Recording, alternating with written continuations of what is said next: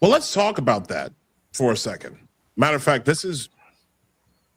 you know what? Let me make a marker here because I think it's very important. Yeah, let's talk about this because you and I had a conversation. Yes. A couple days ago. I think it was either Thursday or Friday when we talked. And the story that you told me was horrifying in terms of what you personally have been through. And some people, Michael Lindsay, I think he's like, I think he knows who you are. For the benefit of our audience and the benefit of other people in the chat, I would like for you to relay that story on air to Nino, because I think it's very important. Okay. Where to start? All right. I won the husband lottery in who I married. Brilliant, talented. He's worked in the political realm. He was on the Senate Judiciary Committee as a senior counsel. He's been chief of staff, on Capitol Hill.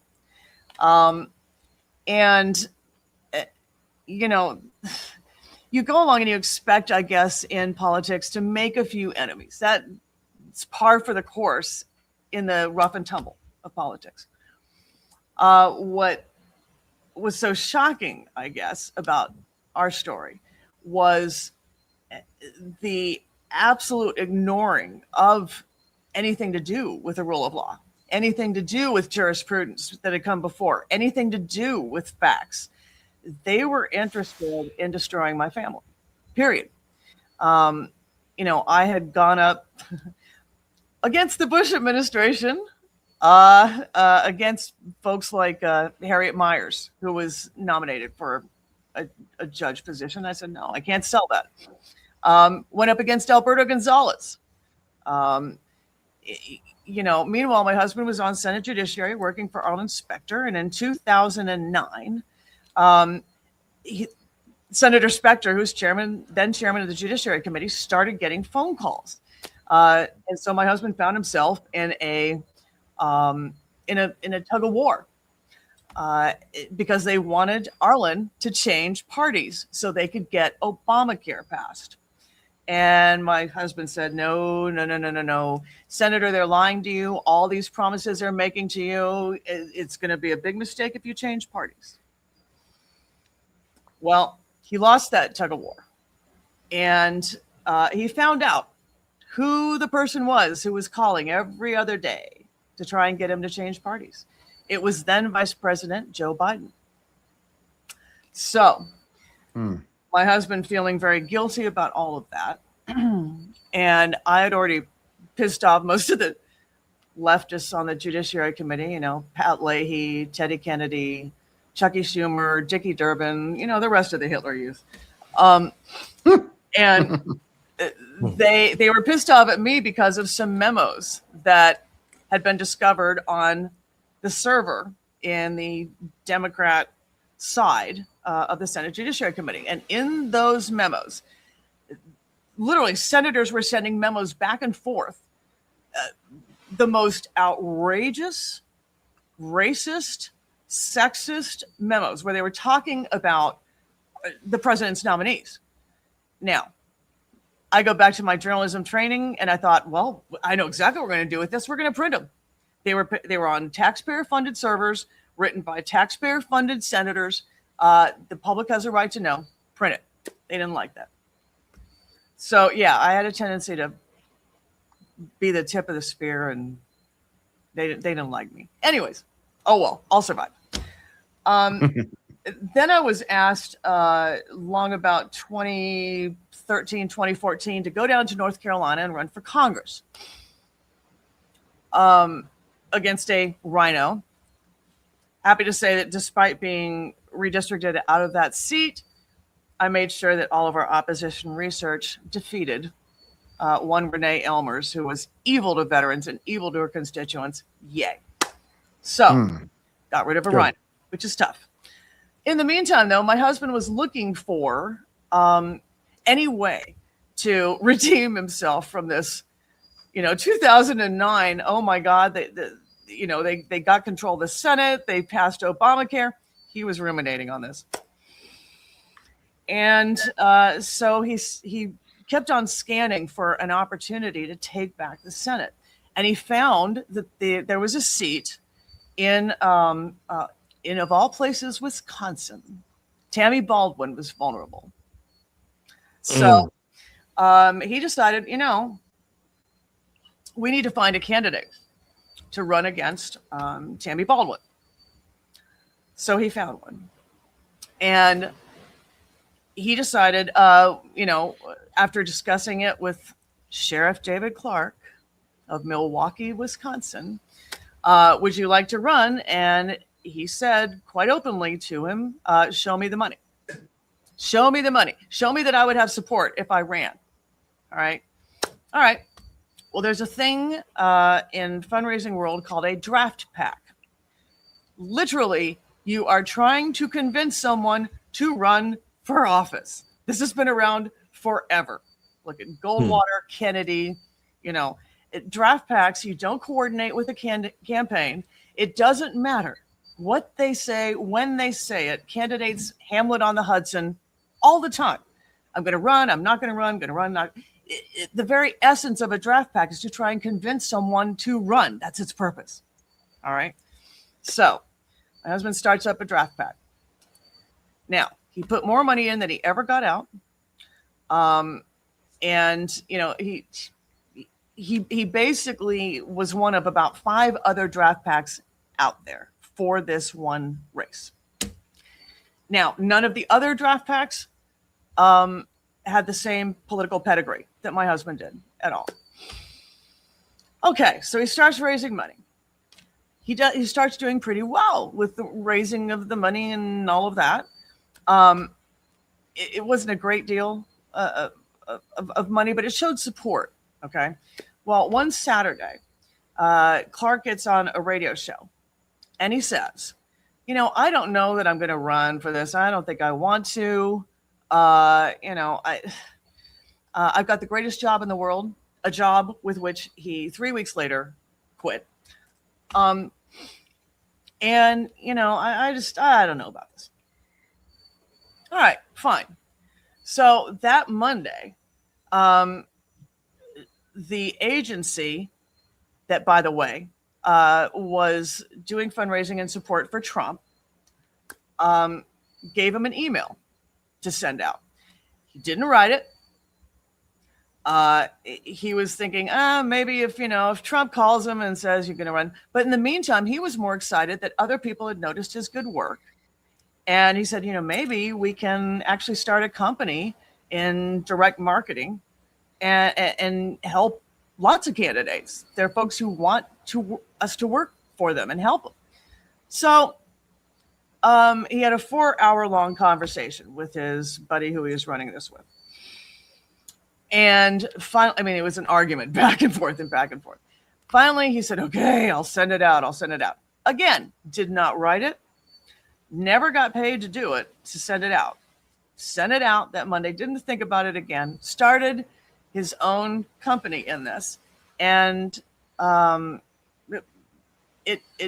he really is the top in the industry. He's the top direct marketing fundraiser for Trump Inc., for the NRCC, for the NRSC, for the RNC, and almost every candidate you can think of. And what real quick, your husband's name once again is Jack Daly. Okay. He's the only one who has literally raised more than 1 million individual donations for Trump. Oh my God. Okay. He sent out billions of emails, texts, all of that. All right. He also kept trying to clean up the industry because it was the Wild West at the time. And so he said, no, I'm not sending this. No, I'm not sending that. All right. Fast forward. A couple of years ago, I'm sitting at my nephew's place in Southern Virginia. It's Thanksgiving. My 2 boys are out hunting deer. My daughter is very excited. She wants to be a surgeon. So she's thinking, yay, I get to dissect a deer. And we're waiting for my husband to show up for Thanksgiving. He calls, honey, I'm not coming up. Oh, you missed your flight. Okay, let me see if I can get on the flight. Thinking that that's what it was. The next words that came out of my husband's mouth were shocking to me. Absolutely shocking. He could have said that he was flying to the moon and I would have believed him first. He said, honey, I no, that's not it. I think I am being indicted. Say what? God. My husband is the most straight arrow, an attorney, worked on a Senate Judiciary Committee. No, that's not anything about my husband. And anyone who knows him would be like, no, that doesn't make sense. So I said, what? And I immediately went into crisis communications mode. And he said, I'm going to call some attorneys. We're going to find out about this. Well, turns out there was a very enterprising young assistant U.S. attorney who used to work for, oh gosh, let me think. The name is familiar. I know that I fought against him for the Supreme Court. Oh yeah, that'd be Merrick Garland. Oh my God. Yeah, he clerked for Merrick Garland. And then he worked as a special counsel to the chairman of the FBI, none other than Chris Wray. So all of this was timed with Arctic Frost because every single one of those names on Arctic Frost, my husband raised money for. Christopher Wray, the former White House, the former FBI director. Yes. Jesus. My husband also raised money for the organization that put on the speech at the Ellipse on J6 before they went to the Capitol. And then all of a sudden, this enterprising guy armed with, an Arctic Frost list goes back to Wisconsin and decides that he's going to get himself a scalp. So they decided they were going to go after my husband for God. No, I mean, look, there has never been in jurisprudence before or since anyone who's been convicted of what my husband was convicted for. It's not a thing. All right. It's for sending this one email out.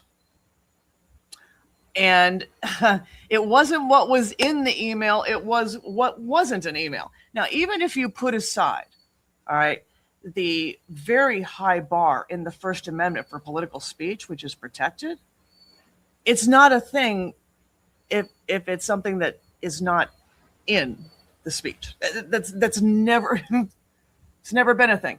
So you're telling me that a draft pack can't draft because in case they say no, but they might say yes later, you have to get into their heads and you have to somehow describe that and monitor it the entire time. Otherwise, you're guilty of fraud. Really? It's not a thing. Okay. Wow. So, Wow. But they had to take my husband off of the playing field, all right, for 2024 because he was the top digital marketing fundraiser. So then they started in on him about a plea deal. The plea deal, they threatened to put all kinds of other charges, bizarre charges, with mandatory minimums, knowing that you cannot. Okay, a lot of people say, well, I would just go in and tell the truth. Nice thought, but the feds win 97% of their cases. It is costly. It is exhausting. It is psychologically damaging. It is a nightmare from which you never awaken. When they say that the process is the punishment, they're not kidding. Imagine if you had to fill out a form where you had to list everything that you own that's worth over $500. Yeah. The paperwork alone makes you nuts. All right. But they were, and then they were going to try and put my husband on trial during a show trial period. They wanted to have all these Republican fundraisers come in and run them through during the week of the Republican National Convention in Milwaukee. Jesus Christ. So basically your husband, everything that your husband was going through, was going to be the distraction from the Yes. RNC. Yes, exactly. And now the plea deal that they came up with was filled with lies from top to bottom. In fact, my husband literally went back and forth for months with his attorneys, saying, "Isn't this perjury? Am I? Because none of this is true. None of this is right. All right, none of it." Remember, they were accusing him of basically pocketing the money. It didn't happen. The money was still there when we had to pay restitution. Okay? That's not a thing. It's not what my husband would ever do, ever. I would tell you if he did. I'd tell you if there was one part of this that made sense. Now, when he finally did accept the plea deal, he was nauseous about it because he said, "This doesn't. I'm perjuring myself here by saying this is what I did when he didn't." And so we get to the sentencing, and I told my boys, sit on either side of me because I might throat punch a bitch. This is so make sure. Oh my goodness! I'm not okay with this. I have been shut up completely, even though So I've infuriating. done court cases. Okay, I've done court cases. I've done all that. They had meanwhile debanked my entire family, including my 3 kids. De-insurance us. Okay, made my husband turn in his law license. He's a disabled veteran, and they were threatening to take away all of those, benefits as well. What? Oh yes. So That's so crazy. Oh, the federal judge basically agreed with us the entire time until the end. And he decided when he was doing the sentencing, we thought at the most probation, whatever. Okay. Usually a lot of this would be with the FEC, you get a fine, slap on the wrist, whatever. Even though there's nothing to slap on the wrist about. When we got there, he said, I want to send a message to the halls of Congress and to the FEC. That's not his prerogative as a federal judge. It's really not. No, it's not. What? And it was a 2-hour harangue. Now, my daughter, who is incredibly strong, but also very close to her dad, she doesn't cry. She didn't even cry when she got 2 avulsion fractures as a soccer goalie. Okay. She was like, ow, that kind of stings a little, but she didn't cry. This is a very strong young lady, but she was in hysterical tears. After they sentenced my husband, this AUSA stood up and looked at her and smiled and smirked. That's when I got up, put my hands on the bar, and I'm like, you. Just with my eyes, didn't say a word. I'm going to come after you. That's not okay. You've tormented my family for quite some time now. They sentenced my husband to 4 months in federal prison with Peter Navarro. Now, my husband did not get the same treatment as Peter Navarro by a long shot. 2 prison gangs tried to kill him. Yeah. Two prison gangs tried to kill your husband? Yes. Oh, yeah. Oh, my God. Oh, yeah. Short-termer, white dude. They, had to be a snitch, had to be a fed, right? Jesus Christ. So we had to work the hustles in the prison, to be honest. They ended up loving him, but, it literally, we couldn't even get his heart medication to him. He'd had a heart attack, several years before, had a stent put in. I had to sneak in his medication. So he only got it twice the entire time, the entire 4 months. Jesus Christ. It was in Miami, and yet he couldn't get an orange. I mean, Bureau of Prisons from top to bottom is hell on wheels. Now, we are at the place now where my husband is still on probation. It was a $69,000 restitution. Usually you don't go to federal prison for under $1 million, but we paid it right away. He doesn't want a pardon, and I know exactly why. A pardon only gives you back maybe your voting rights and gun rights. My husband sees the danger in this decision because they can go after all kinds of fundraisers, right? With this bullshit precedent. So what he wants to do is to put the toothpaste back in the tube and get either a Rule 48, which is what Steve Bannon's looking to do, or a 2255. So he's got a couple of cases in which he is fighting it out. Now, all it would take, quite literally, is 3 lines on a piece of paper that the U.S. attorney, who's a Trump fan right now until March 17th, in Wisconsin, he could sign off on it. And literally the toothpaste would be put back in the tube. My husband would be vindicated. Game over. But trying to find folks who are in Washington, D.C. who give a shit, that's the problem. But we're working on it one way or the other. What I can tell you guys, having been through this, I used to be that law and order conservative, right? I can tell you that the Bureau of Prisons is broken from top down. I can tell you that, thinking that you're going to go into a courtroom and you'll just tell the truth. No. Nice thought. We can also tell you that for too long, conservatives have not understood that we need to get in on criminal justice reform because too many people are being put in prison for too long for too many things. Mm-hmm. And they're coming out angry. Okay. And that's causing more of a problem. We have to rethink some things here. And I used to be that law and order person until experiencing this. We spent, and it's, we've sold damn near everything. $4.5 million of our own money. Didn't even raise money for it at all. Jeez. $4.5 million. And had we gone to trial, not only would we probably have lost, not only would my husband be in prison still on a mandatory minimum charge that they would have added, but could we have in good conscience spent more money that we didn't have, jeopardizing my children's future, jeopardizing, his company.